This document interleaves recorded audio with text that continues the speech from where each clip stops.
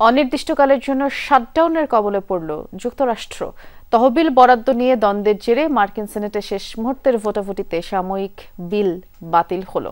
এর ফলে বুধবার প্রথম প্রহর থেকেই শাটডাউন কার্যকর হলো। অতি জরুরি পরিষেবা ছাড়া সব সরকারি কার্যক্রম বন্ধ থাকবে। বেতন আটকে যাবে লাখ লাখ সরকারি কর্মীর। বাংলাদেশের প্রথম ইমিউনিটি বুস্টার সমৃদ্ধ ফ্যান্টাস্টিক হ্যাপি এনার্জি বিস্কিট।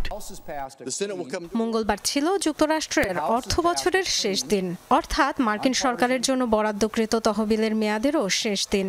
কিন্তু কংগ্রেসে বাজেট নিয়ে দ্বন্দ্বের সমাধান হয়নি শেষ মুহূর্তেও।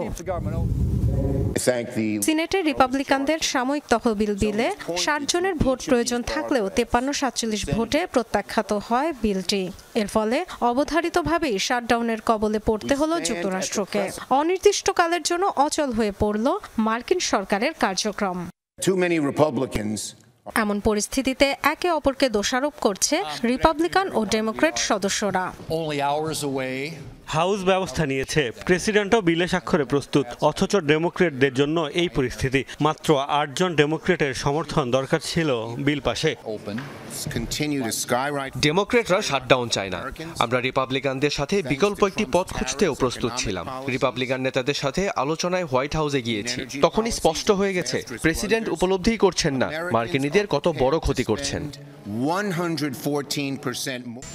শাটডাউন নিয়ে অবশ্য খুব একটা বিচলিত নন ডোনাল্ড ট্রাম্প। উল্টো গণছাঁটাইয়ের হুমকিও দিয়েছেন তিনি। তহবিল বন্ধ হয়ে যাওয়ার জন্য ডেমোক্রেটদের দায়ী করেন মার্কিন প্রেসিডেন্টও।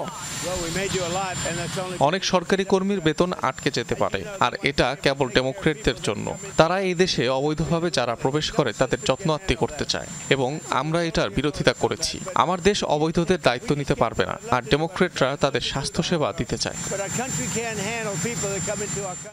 যুক্তরাষ্ট্রের শাটডাউনের অর্থ হলো সরকারি তহবিল বন্ধ হয়ে যাওয়া।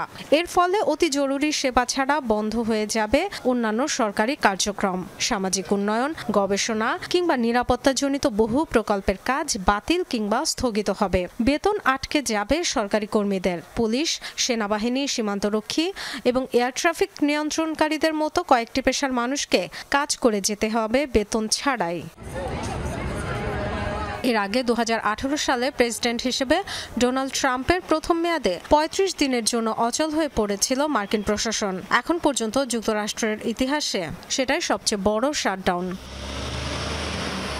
Dorothy Tasrin, Jamuna news.